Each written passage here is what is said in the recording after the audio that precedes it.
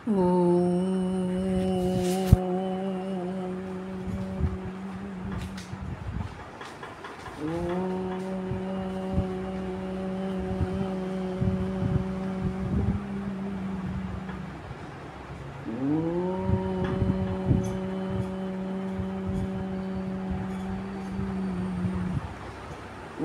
सहनाववतु सहनौ भुनक्तु सह वीर्यं करवावहै तेजस्विनावधीतमस्तु मा विद्विषावहै।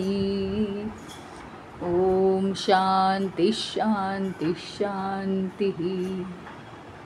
अखंडमंडलाकारं व्याप्तं येन चराचरं तत्पदं दर्शितं येन तस्मै श्री गुरवे नमः।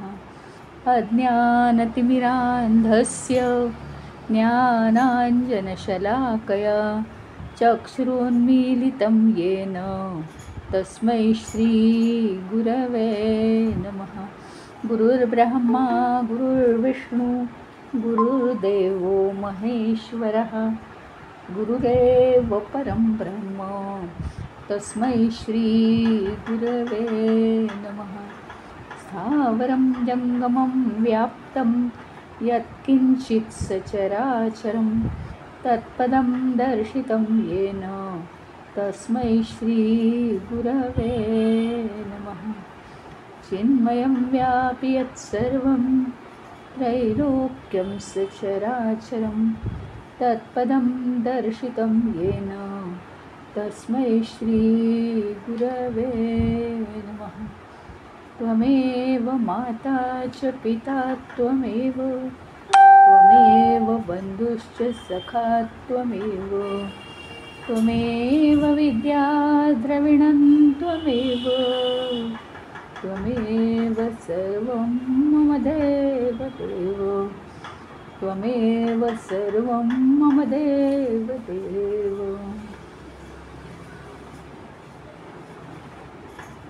काल आपण पाहिलं की म्हणजे हा जो मार्ग आहे, कशाचा मार्ग? सत्याचा मार्ग। हा का कठीण आहे? सत्याचा मार्ग आचरणं आम्हाला का कठीण जातं? प्रत्येक गोष्ट बघा, आजकाल बघा तुम्ही, आजकाल जे शाळांमध्ये शिकवतात, विषय असतात मुलांना वेगवेगळे, सगळ्याची उत्तर काय? त्यांना कधी प्रश्नच पडत नाही बरं का, कारण सगळ्याची उत्तरं तयार आहेत. कुठे?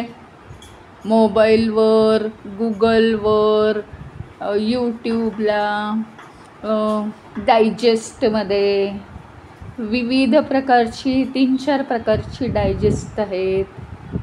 क्वेश्चन पेपरचं बुक असेल तर काही प्रॉब्लेम नाही, आन्सर पेपरचंही बुक असतं, म्हणजे सगळं आहे ते. असं नाही आहे ना सत्याचं, असं नाही आहे. हे इथे या प्रश्नामध्ये सिद्ध केलं आहे की सत्य मिळवणं इतकं सोपं का नाही आहे. तर तर्क अप्रतिष्ठा, हे आपण काल बघितलं, तरीसुद्धा एकदा बघू. तर्क म्हणजे नुसतं काय? तर्क म्हणजे तर्कशास्त्र, ठीक आहे, लॉजिक. पण असं समजू नका तुम्ही की लॉजिक मांडायचं म्हणजे काहीतरी येड्या गबाळ्याचं काम नाही आहे. ते पद्धतशीर मांडावं लागतं लॉजिकसुद्धा, की हा असं आहे म्हणून तसं आहे, त्याला म्हणायचं तर्कशास्त्र. बुद्धिमान लोक, आपले शंकराचार्य विद्वान हे नुसतेच विद्वान असतात, जास्त डोकी न चालवता सगळं पाठांतर करून त्याच्यावर वादविवाद करणारे. त्या मानाने शंकराचार्य तयार होते. तर त्यांनी अशा विद्वानांशी वादविवादात सुद्धा प्रथम क्रमांक कसा मिळवला? तर तर्कशास्त्राची मांडणी करून, तर्काने मांडणी केली. कारण त्या बुद्धिमान लोकांना हृदयाची भाषा कळत नाही. म्हणजे याच्यावरून एवढंच सांगायचं आहे की तर्क हा काय आहे? सोपं काम नाही, मान्य आहे, पण काय आहे, तर्क हा तर्कच असतो. तर्क हा निश्चित निर्णयापर्यंत नेत नाही आपल्याला, नेईलच असं सांगता येत नाही. तर्क म्हणजे तर्क, अंदाजच ना शेवटी. तर्क म्हणजे अंदाज. असा तर्क केला, असा विचार करून पाहिला, तसा विचार करून पाहिला, लागला तर दगड लागतो, नाही तर नाही, असं आहे. म्हणून तर्क हा अप्रतिष्ठा. हा तर्काला प्रतिष्ठा नाही आहे. म्हणजे तुम्ही म्हणाल हां आता मी वाचलं आहे, हां वेदांतात मी वाचलं आहे, आता सत्य म्हणजे हे असं असणार बरं का. आता त्याच्यावर चर्चा करण्यासारखं काही नाही आहे, अनुभवाचा विषय येतो. त्याच्यामुळे तुम्हाला कितीही जरी तुम्ही तर्क मांडला तरी तो अप्रतिष्ठ आहे. अप्रतिष्ठ म्हणजे त्या तर्काला प्रतिष्ठा नाही आहे काही सत्याच्या बाबतीत. हां, कारण सत्य हे सत्य आहे. जोपर्यंत ते तुम्ही अनुभवत नाही तोपर्यंत त्याला नुसत्या तर्काचा, शब्दांचा काहीच उपयोग नाही. हां,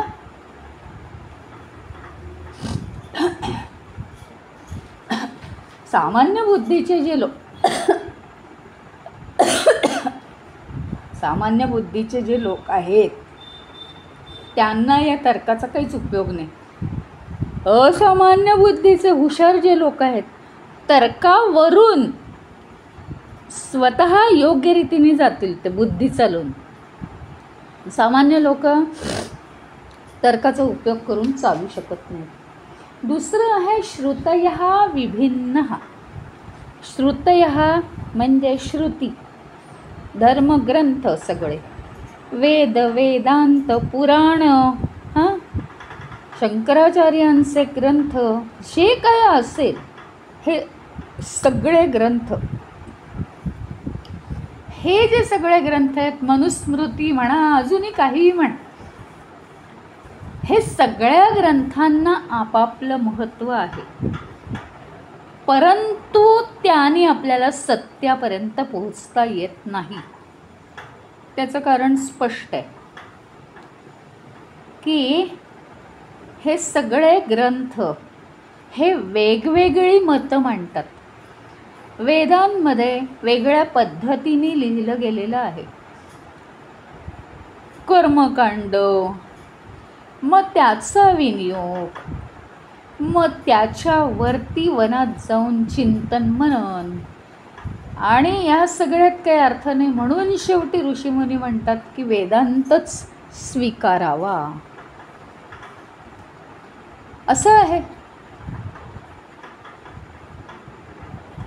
म्हणजे काय, हा वेदांचा प्रकार. वेदांत म्हटलं उपनिषद, तर उपनिषदांचं काय आहे, तर उपनिषद, प्रत्येक उपनिषद हे वेगवेगळी भाषा करतं. जरी विषय एक असला तरी प्रत्येक उपनिषदाने वेगवेगळ्या क्लिष्ट शब्दात वर्णन केलेलं आहे सत्याचं. त्याच्यानंतर तिसरी गोष्ट म्हणजे पुराण, देवांच्या जीवनावरच्या कथा सांगितल्या आहेत. मग काय, आपला विश्वास बसत नाही एवढं सर्वमान्य रामायण, पण हे सुद्धा घडलं असेल का वगैरे लोक तर्क करत राहतात. ते काही योग्य नाही आहे. त्याच्यामुळे हे जे सगळे विविध श्रुती आहेत, विविध धर्मग्रंथ आहेत, आपापल्या परीने ते बरोबर आहेत. प्रत्येक माणसाला तसेच ते मार्गदर्शन करू शकतील असं सांगता येत नाही. ते मार्ग दाखवत आहेत बोटाने, बरोबर तिथे कसं पोहोचायचं, कारण प्रत्येकजण वेगळ्या ठिकाणी आहे. तिसरं गोष्ट अडचण अशी आहे, न एकः ऋषीः, न एकः ऋषीः यस्य मतं प्रमाणम. काय आहे माहिती का, न एकः म्हणजे अनेक ऋषी आहेत. त्यामुळे तुम्ही कोणाचं मत प्रमाण मानाल. बरं, ऋषींचं काय आहे तुम्हाला माहिती आहे, ऋषींचं काय?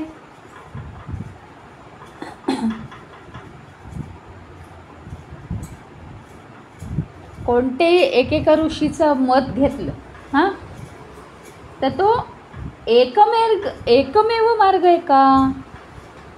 एकेका ऋषीचं मत घेतलं तर तो एकमेव मार्ग आहे का आपल्या जाण्यासाठी? प्रत्येक ऋषींची मतं वेगळी आहेत.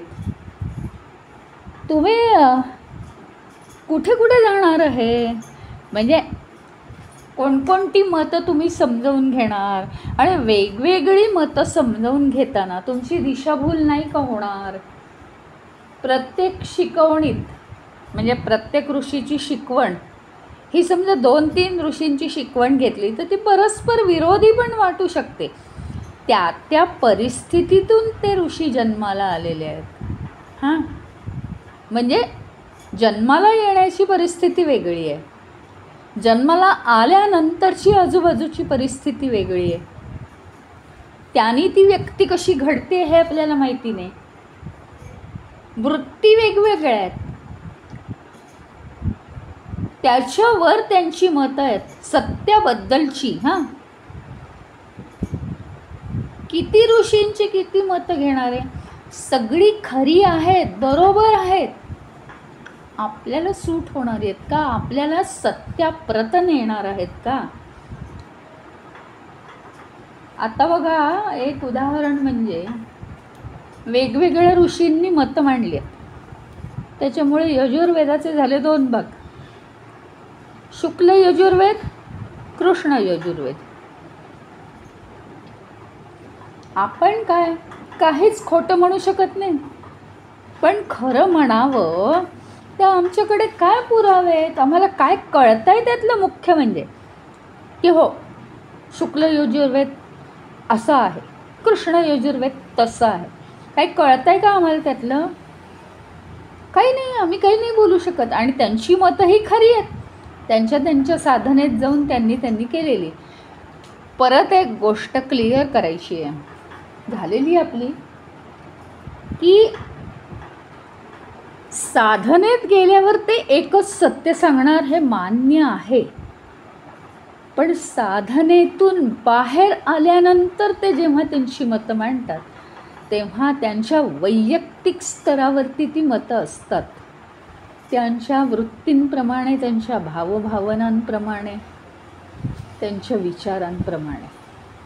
आणि त्याच्यामुळे कोणत्याही एका ऋषीचं मत आपल्याला फिक्स ठरवता येत नाही सत्यापर्यंत पोहोचण्यासाठी. प्रत्येकाचं वैयक्तिक त्याच्या मनावर अवलंबून आहे, त्याच्या विचारांवर अवलंबून आहे. म्हणून धर्म आणि ज्ञान याच्याबाबत सगळ्या ऋषींचे विचार एकाच मार्गावर आपल्याला नाही नेऊ शकत. त्यामुळे आपल्याला आपला स्वतंत्र विचार केला पाहिजे. केवळ ते थोडंफार मार्गदर्शन करतील, अमके ऋषी असं म्हणतात, तमके ऋषी तसं म्हणतात, मग हे असं असावं, पण सत्यासाठी मलाच झगडायला लागेल. नेमकं सत्य तसं नसतं. चौथं अडचण अशी आहे, धर्मस्य तत्वम निहितम गुहायाम. हे सगळ्यात महत्त्वाचं, हे प्रमुख तत्व आहे. आपल्याला कशातूनही सत्य का कळत नाही? एवढे ऋषीमुनी आहेत, एवढे धर्मग्रंथ आहेत, का नाही कळत आहे आपल्याला सत्य? कारण धर्माचं जे सार आहे ते अतिशय सूक्ष्म आहे. जितका विचार करू तितकं ते सूक्ष्म आहे, पकडीत येतच नाही. आणि अतिशय गहन आहे, ते अतिशय गहन. हृदयाच्या गुहेत जातं ते. खोल खोल खोल खोल गेलं तर समजायचं की आपल्याला ते ज्ञान होणार आहे. निहितम गुहायाम, हृदयाच्या गुहेत खोलवर ते जातं.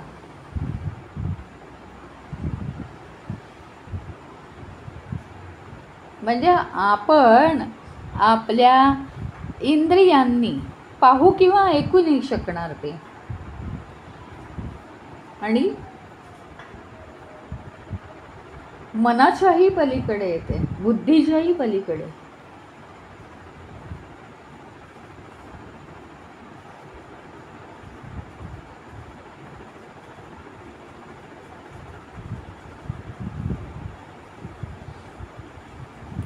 म्हणजे काय, हे सत्य शेवटी तर्कशास्त्राने, ऋषींच्या मताने किंवा वेदपुराणांनी ठरवणं अयोग्य आहे.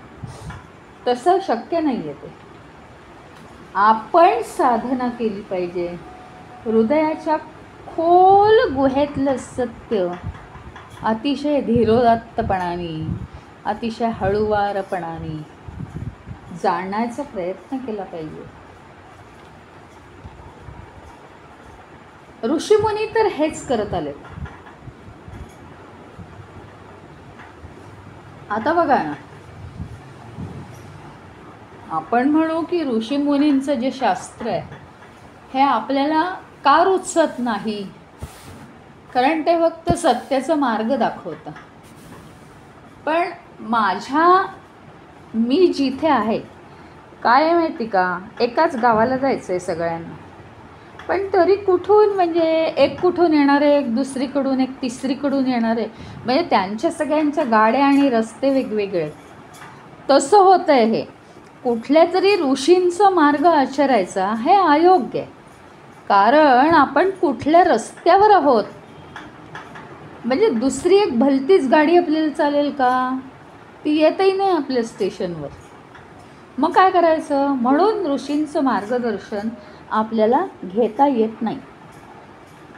म्हणून काय आहे, ऋषींचं मार्गदर्शन जर घेतलं तर धर्माच्या तत्वांशी तडजोड होईल. म्हणजे काहीतरी वेडेवाकडं आपण समजून घेऊ.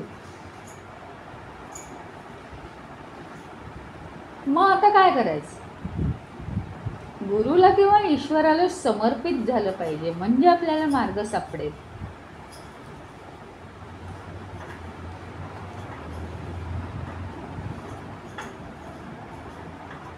गुरुपादुका स्तोत्रात असं म्हटलेलं आहे, शिष्य म्हणतोय गुरुला की माझ्यामध्ये ही शक्ती कायम राहू दे. हां,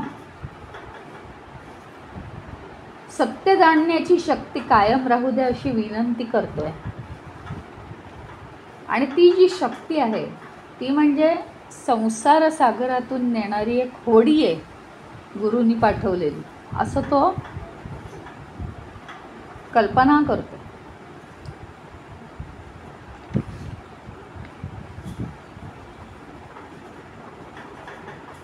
ऋषींची शिकवण, धर्मग्रंथ,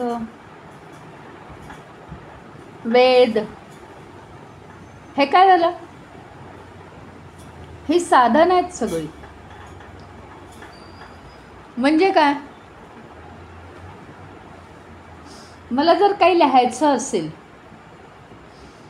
लिहिण्याची जी मॅटर आहे ती मॅटर महत्त्वाची, पण शेवटी पेन, कागद ही काय आहेत, साधन आहेत ना. ते लिहिण्यासाठी साधन आहेत, नाही का. ते काही सत्य नव्हे, ते काही मजकूर नव्हे, ते काही मॅटर नव्हे. तसं हे सगळी जी आहेत ऋषींची शिकवण, धर्मग्रंथ, ही सगळी साधन आहेत. सत्य म्हणून जे काय मॅटर आहे, सत्य,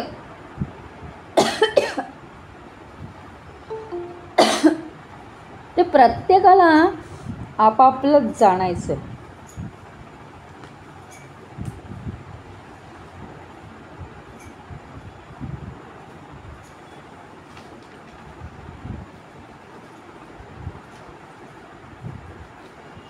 आता मात्र महत्त्वाचा प्रश्न असणारच, कारण या यक्ष प्रश्न विचारून थकून गेलाय आता. युधिष्ठिर मात्र थकलेला नाही. यक्षाला कन्क्ल्युजन हवं आहे आता. युधिष्ठिर हे सगळं जाणतो, त्याच्यामुळे यक्षाने हा प्रश्न विचारला आहे. कहाच वार्तिकः. वार्तिक येणे, वार्तिक म्हणजे वार्ता. वार्ता म्हणजे न्यूज. न्यूज म्हणजे हा एकंदरीत हा जो यक्ष प्रश्न चा जो कार्यक्रम आहे, हा आपल्याला काय सांगतो आहे नेमकं, असं यक्षाचा प्रश्न आहे. कहाच वार्तिकः म्हणजे इतकं जे काही बोलणं झालं त्याची काय वार्ता आहे, अंतिम न्यूज काय आहे, अंतिम संदेश काय आहे, तो सांगतोय. युधिष्ठिर सांगतोय, अस्मिन महमोहमये, या महामोहामध्ये कटाहे सूर्याग्नीना रात्री दिवेंधनेन मसर्तु दर्वी परिघट्टनेन भूतानि कालः पचती इति वार्ता. अशी वार्ता आहे. बघा, याचं ट्रान्सलेशन फक्त मी करते तरी किती गंमतशीर आहे. अशी वार्ता आहे. कशी वार्ता आहे? अस्मिन महामोहमये कटाहे. कटाह म्हणजे कढई. या मोहमय महामोहाच्या कढईमध्ये काय होतं? रात्री कटाहे सूर्याग्नीना, सूर्य अग्नी रात्री दिवे अंधनेन, रात्र आणि दिवस.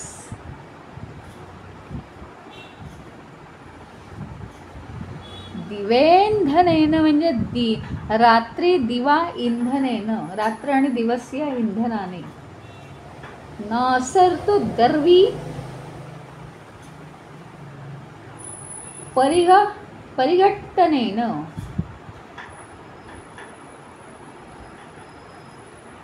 मासर्तु दर्वी परिघट्टनेन. मास ऋतू, मास आणि ऋतू यांच्या डावानी, दर्वी म्हणजे डाव, डवळून भूतानि कालः पचती इति वार्ता.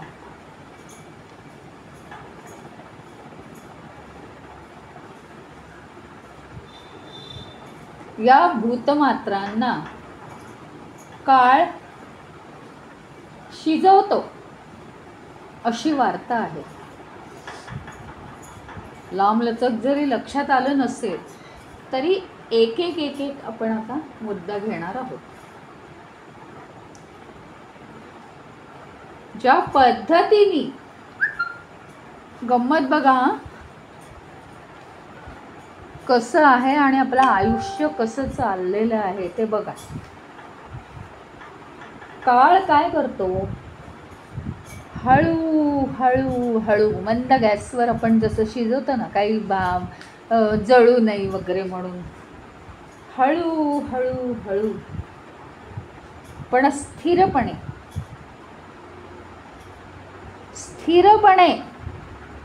हळूहळू, जीवाला जास्त त्रास होऊ न देता त्याला तो त्याच्या अंताकडेच नेत असतो. याच्यासाठी हे उदाहरण दिलेलं आहे. मग हे उदाहरण काय आहे, म्हणजे युधिष्ठिराने उत्तरात काय सांगितलेलं आहे याचा प्रश्न काय आहे? कहाच वार्ता. तुमच्यासाठी या यक्ष प्रश्नाचा काय संदेश आहे अखिल मानवजातीला? तर हा सांगतो आहे युधिष्ठिर, सगळी पृथ्वी, संपूर्ण पृथ्वी मिळून जर एक कढई समजली, जणू ती एक कढई आहे, कढई तापत ठेवलेली. सगळे जीव म्हणजे त्याच्यातले घटक आहेत, शिजायला ठेवलेले घटक. ही कढई म्हणजे महामाया आहे.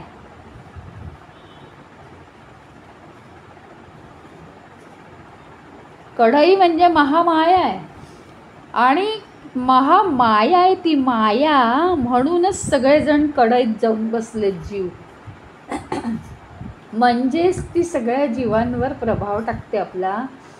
ही जी शक्ती आहे तिची, ती सगळ्या जीवांना आपलं आवरण टाकते आणि ते आपले चटके खात खात सगळे जीव त्या कढईत भाजत भाजत असतात.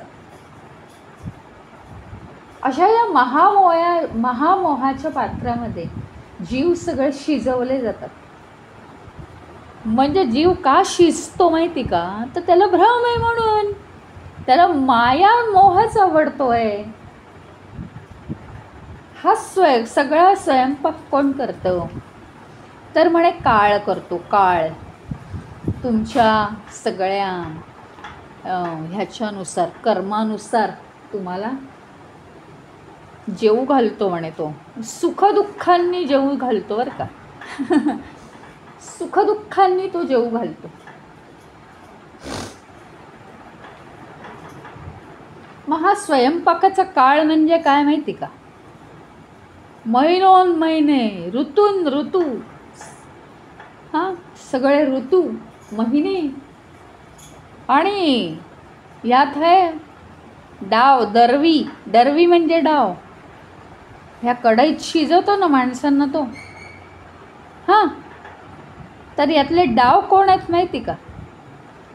हलवतो ते, तर ते आहेत चंद्र आणि सूर्य.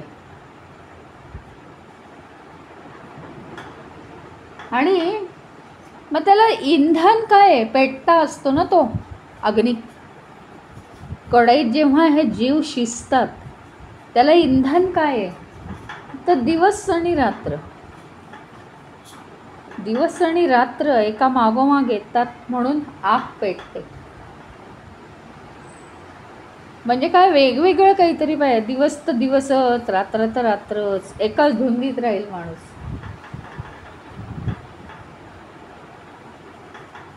आणि मग हे सगळं करताना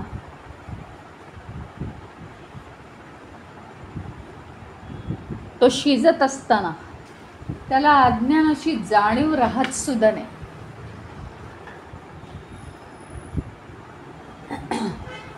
इतके चटके बसतात, पण त्या कढईत शिजत राहण्यात सगळ्यांना आनंद वाटतो.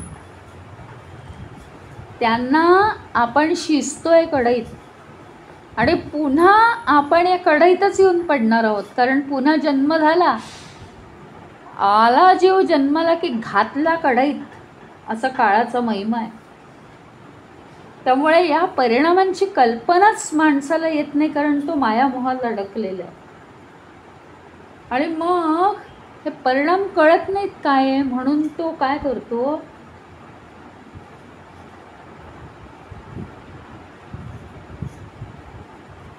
त्याचाच मुळे मानवाला त्रास होतो. कारण एक गोष्ट लक्षात ठेवायला पाहिजे, काळ अजिंक्य आहे. काळावर कोणी जय नाही मिळवू शकत. हां, सगळ्या सजीवांना काळ भाजून टाकतो आणि मारतो. सगळी सृष्टी झोपली तर काळ एकटाच जागा असतो. महाभारतामध्ये संजय धृतराष्ट्राला सांगतोय, फार महत्वाची गोष्ट सांगतोय तो बरं का. सारखा धृतराष्ट्र विचारतोय, माझे पुत्र काय करतात आणि पंडूचे पुत्र काय करतात. तेव्हा आता कौरवांची वाईट स्थिती जवळ आली, म्हणून संजय ही नीती आता धृतराष्ट्राला समजावून देतोय की एखाद्याच्या विरोधात जर काळ असेल तर काय होतं माहिती का? तो काळ त्याला काही शस्त्रांनी मारत नाही, शस्त्र उचलून दबादबा मारत नाही त्याला, तर त्याच्या हातून म्हणजे त्याला चांगल्या गोष्टींची विस्मृती करून देतो तो, आणि त्याच्या हातून विपरीत गोष्टी, वाईट गोष्टी करवतो तो. प्रतिकूल गोष्टी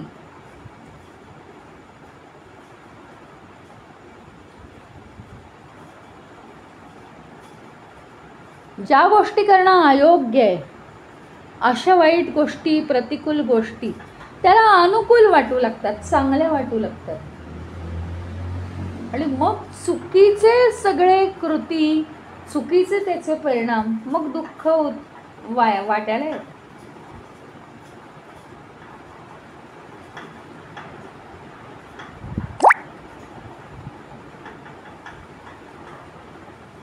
उत्पत्ती, स्थिती, लय आणि त्यातली प्रत्येक जी घटना आहे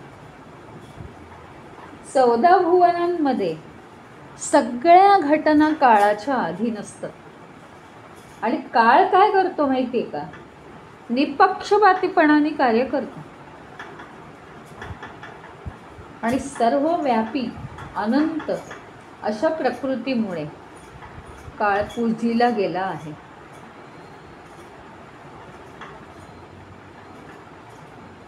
कालहा पचती भूतानी कालहा संहरते प्रजा.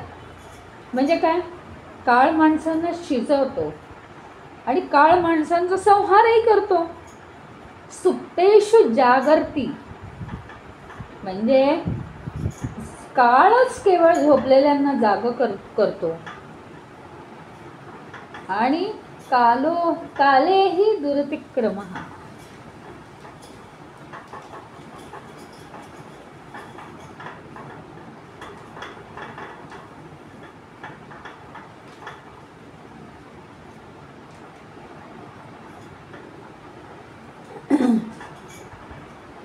काय आहे? काल हा सुप्तेषु जागर्ती.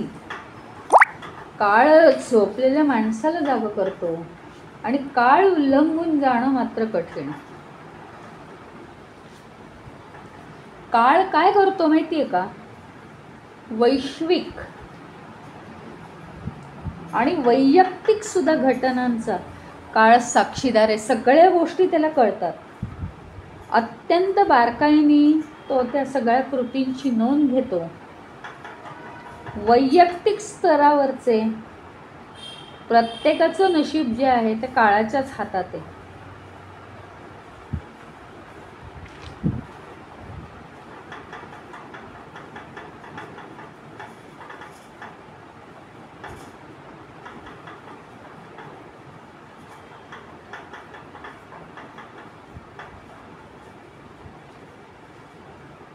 काळच सगळं नियंत्रित करतो. जन्मजात आपल्या प्रवृत्ती, नंतर त्याच्यामुळे होणारे आपल्या कृती, हे सगळं काळ आपल्याला दाखवत असतो. तू असं केल्याने असं होईल. काय करायचं तो निर्णय आपला. जोपर्यंत, हे महत्वाचं, जोपर्यंत मनुष्य काळाच्या प्रभावाखाली आहे, काळाच्या अंडर आहे, तोपर्यंत कुठल्याही गोष्टीत माणसाला यश येणार नाही. काळाच्या अंडर म्हणजे काय? काळाने असं झालं, माणूस पिचला. काळाने खुश केलं, माणूस खुश. असं नाही आहे ते. हा काळ चांगला म्हणजे सुद्धा वाईट आहे आणि वाईट म्हणजे सुद्धा वाईटच आहे. सगळं फिरवत असतो, तो सारखं बदलत असतो.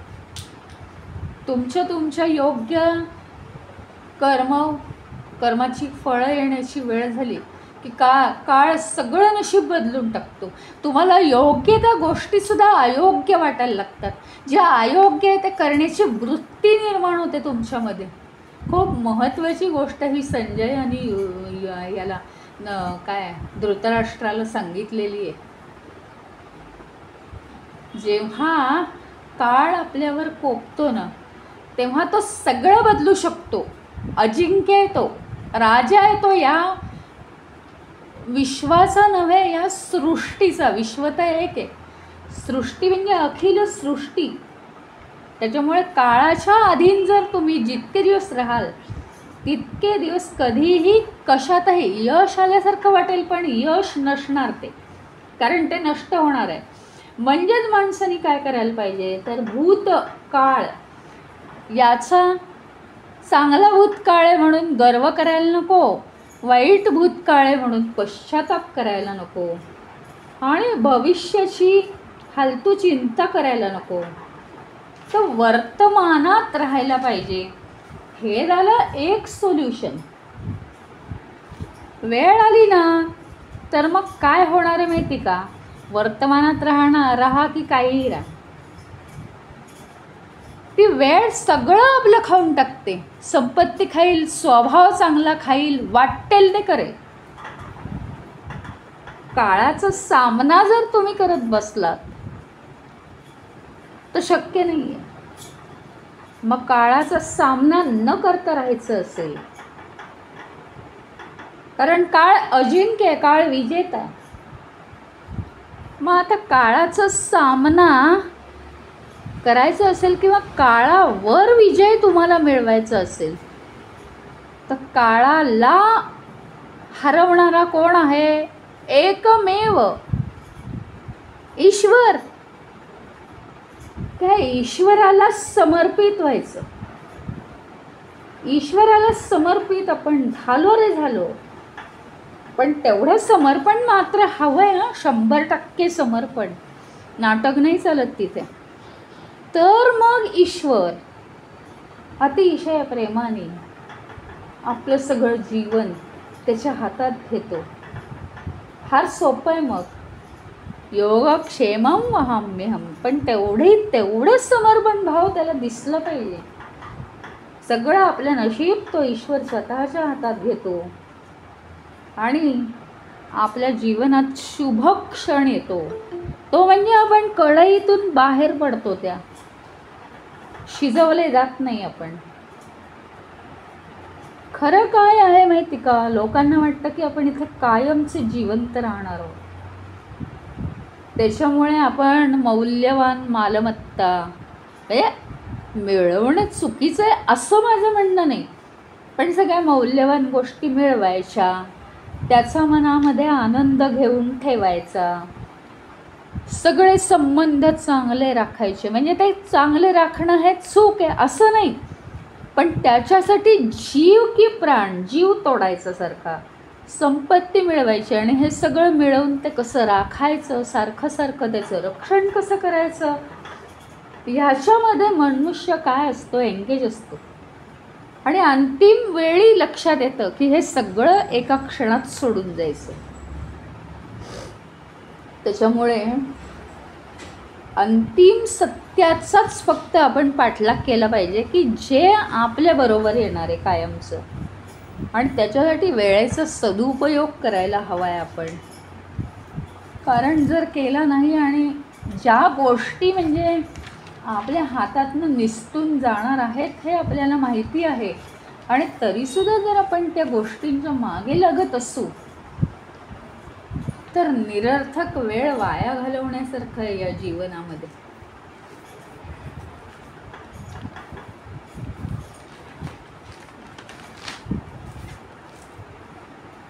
त्याच्यामुळे ह्याचा जरूर विचार करावा.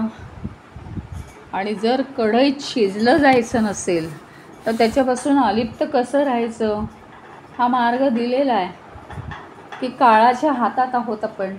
काळाच्या हातातून निसटून त्याच्यापेक्षा मग परमेश्वराला शरण जाणं केव्हाही चांगलं आहे आपल्याला, ते आपण करावं. आज इथे थांबू.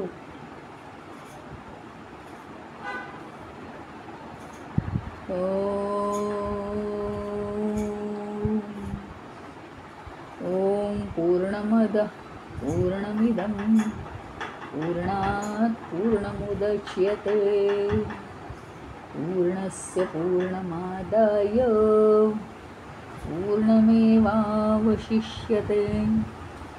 ओम शांति शांति शांति.